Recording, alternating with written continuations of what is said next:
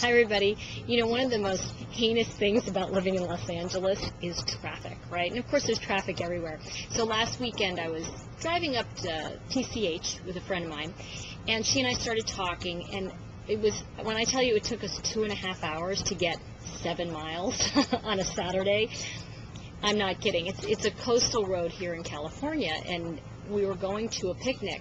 Of course, we were 3 hours late, but the thing that happened that was interesting is I always find that those situations are opportunities for discovery. And so, of course, I'm one of those people that does my work wherever I am. So my friend says to me just casually, you know, I really need to get rid of my job. I need to get rid of where I'm living. I need to get out of where I'm living. I need to lose X amount of pounds. And she started going through this whole list, and I said, you know, I think right there is the problem. She said, what do you mean? I said, well, the minute you leave those situations, you'll just go to one that's actually exactly the same. She said, what are you talking about? If I get a better job? I said, no, because your shift has to be an internal one. And you have to make the changes inside first. She said, I knew you were going to say that. And I said, well, here's the deal. The way this really works, and you know, everybody talks about the law of attraction and how it really works, is you really do attract what you think about all day long. And people have been saying this for centuries. This isn't, I'm not reinventing the wheel here, okay?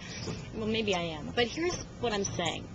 One of the things that I've learned is you have to really get this concept of expansive gratitude to make it work.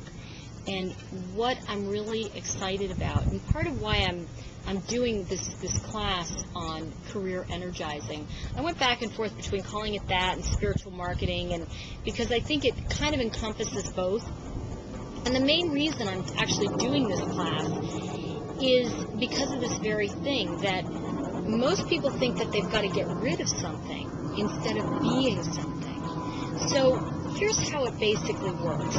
There are about 7 steps with this process, and I kind of want to go over with you some of the highlights of what I think is important. Number one of the things I said to my friend was, well, what kind of lifestyle do you want? And she said, well, anything but this. I said, I know, but what's a better lifestyle? And we were on the coastal highway, and I looked out at the boats on the water, and I said, well, do you want to be a girl on a yacht? And she said, yeah. And I said, well, let me ask you something. Would that girl on the yacht be wearing what you're wearing? She said, no, this is picnic attire. I wouldn't wear yacht clothes to picnic. I said, oh, okay. Well, I have to tell you, so we get there an hour and a half later, and I'll tell you part of the conversation, but we get there an hour and a half later. Here's this stunning woman. My friend and I were talking to her, and she has 2 beautiful children and a great husband, and this gal is basically doing what my friend wants to do, and so she's very excited. She's talking to this woman, and the woman walks away for a minute, and I said, did you notice what she's wearing? And she said, she's wearing yacht attire. I said, at a picnic. And the point is that you take you with you wherever you go. You know, it's another joke. I have a buddy of mine. He moved from one town to another, and I said, so how's the move going? He said, well, the worst thing happened. I said, what? He said, I got here, and you know who's here? I said, no. He said, me.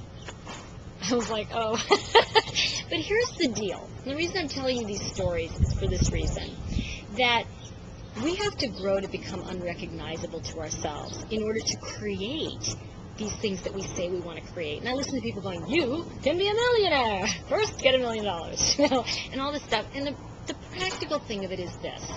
Number one, and this is what I said to my friend, there's 5 steps. The first step is really understand that success leaves clues. And you've already been successful. So think about your life right now. You've already created where you are right now. So since you created this moment, you can create the next one. So you have to understand that it's kind of like changing, just you know, if you change the rudder of a ship just a little bit, you'll go in a different direction.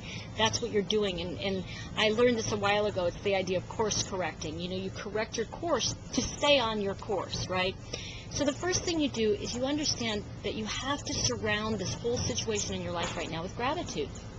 Because we know everything you're grateful for expands, right? But when you get a profound gratitude for having created what it is you've created, then you can move to the next step and the next step. And I don't want to make this particular video too long, but basically the 5 steps are: first, you get a profound gratitude for where you are. Second, you understand that you're responsible for this. Whatever's going on right now, whether you're happy with it or not unhappy, you're responsible because you created it, right?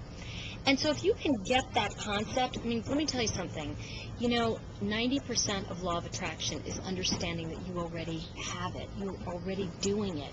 So in order to expand it, you have to start thinking outside of what you know is possible, right? So you become responsible, and then you do the exercise that I call expansive gratitude.